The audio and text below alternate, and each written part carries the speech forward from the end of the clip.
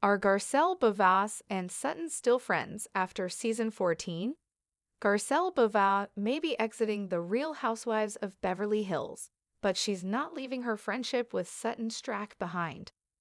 After the actress confirmed her departure from the series on March 25, Sutton took to her Instagram page to share a photo with her longtime pal taken during the group trip to St. Lucia. "Friends forever," Sutton captioned the post before making an "I love Lucy" reference.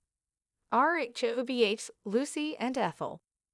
The lady's other bestie, Jennifer Tilly, shared a comment underneath the post. "This is the sweetest picture," she shared. Sutton Stracke and Garcelle Beauvais' friendship timeline. Sutton and Garcelle became fast friends when they joined RHOBH in season 10 as a friend and a wife, respectively. The two went out for drinks together to get to know each other on season 10, which aired in 2020, and they hit it off. By the time season 11 rolled around and Sutton became a full-time wife, the ladies were the best of friends. "In the last year, Sutton and I have spent a lot of time together," Garcelle said about their growing friendship on the show. "She doesn't seem like she's holding anything back."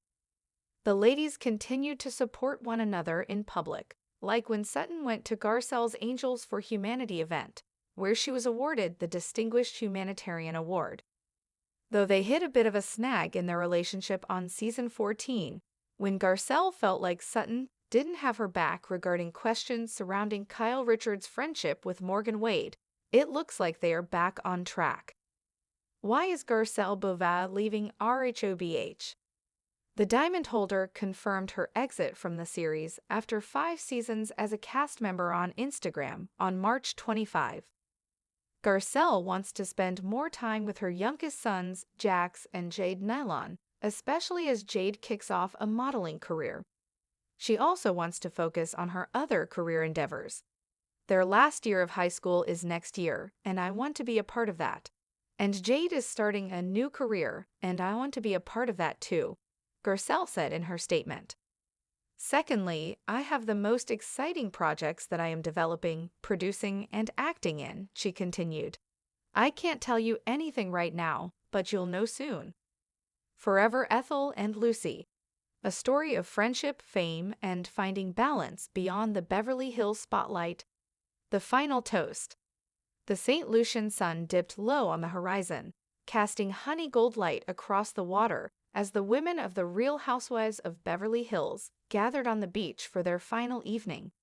A breeze rustled through the palm trees, just strong enough to lift the hem of Garcelle Beauvais' flowing caftan. She clinked her glass with Sutton Stracke's. "To St. Lucia," she said, her voice touched with both celebration and something quieter, bittersweet. "To new beginnings," Sutton added, eyes glistening more than the rosé in her flute. No one knew yet, not even Sutton, that this would be Garcelle's last trip as a full-time housewife. The decision had been brewing for months, a quiet rumbling in the background of her life. She loved the show, loved the spotlight, but more than anything, she loved her sons. Later that evening, tucked away from the cameras, Garcelle finally told Sutton, "I'm done, Sutton." Sutton blinked. "What do you mean, done?" "With the show," Garcelle said. "Season 14 is it for me." There was a pause. Then Sutton looked away and let out a soft, nervous laugh. "Well, that's one hell of a way to drop a bombshell. Could have waited until I wasn't in heels and 3 margaritas deep." Garcelle laughed too, and the tension broke. I want to be there for Jax and Jade. They're growing up so fast. I want to be the kind of mother they remember always being there, not one who's constantly being pulled away by drama and diamonds." Sutton reached over and squeezed her hand. "You know what? I respect the hell out of that. But don't you dare think this means we're done." "Never," Garcelle said, her voice steady. "You're my Ethel." Beverly Hills rewinds. Their friendship had started on screen, but became real off-camera. Back in season 10, producers paired them for drinks, hoping for drama. What they got instead was a spark of something rarer, genuine connection. Garcelle liked Sutton's southern weirdness, her unapologetic style, and even the way she occasionally put her foot in her mouth. Sutton, in turn, admired Garcelle's poise and strength.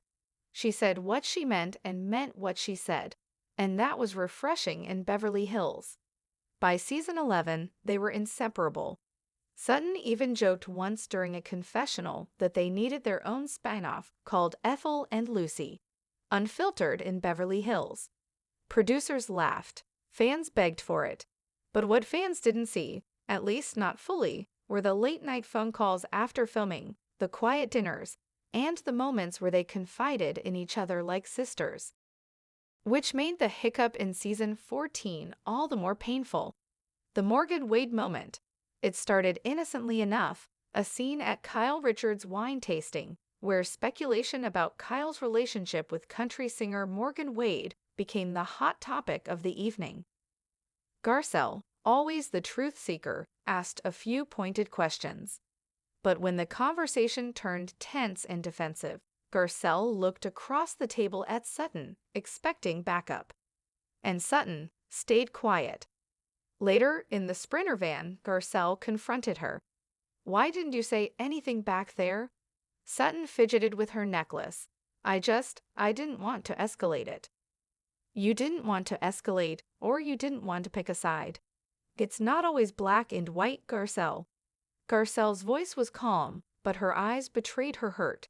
"I always have your back, Sutton. I thought you'd have mine." It took a few episodes, and a few weeks in real life, for the wound to scab over. But it did. They talked, they apologized, and more importantly, they listened. And that's what made their friendship special. It wasn't just reality TV deep. Off-camera lives. When Garcelle posted her exit statement on Instagram, the comments exploded. Fans mourned her departure, speculated on her reasons, and begged her to reconsider. Sutton, however, didn't say anything publicly, at least not immediately. Instead, she texted Garcelle directly, "I miss you already, Lucy. Brunch this Sunday? I'm buying." They met at the Ivy, no cameras, no glam squads, just two women in sunglasses, sipping lats and catching up. Garcelle told her about the new projects, one of which included an HBO series and another film she was producing herself. Sutton shared updates from her boutique and a new line of accessories she was designing. They talked about Jade's modeling shoot and Jax's college visits. And for the first time in a while, everything felt easy again. "Do you regret it?"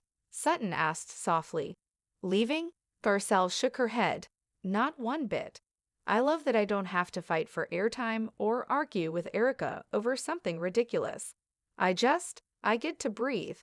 Sutton reached across the table and squeezed her hand again. "Well, I hope you're ready to keep seeing me every week. I'm not going anywhere."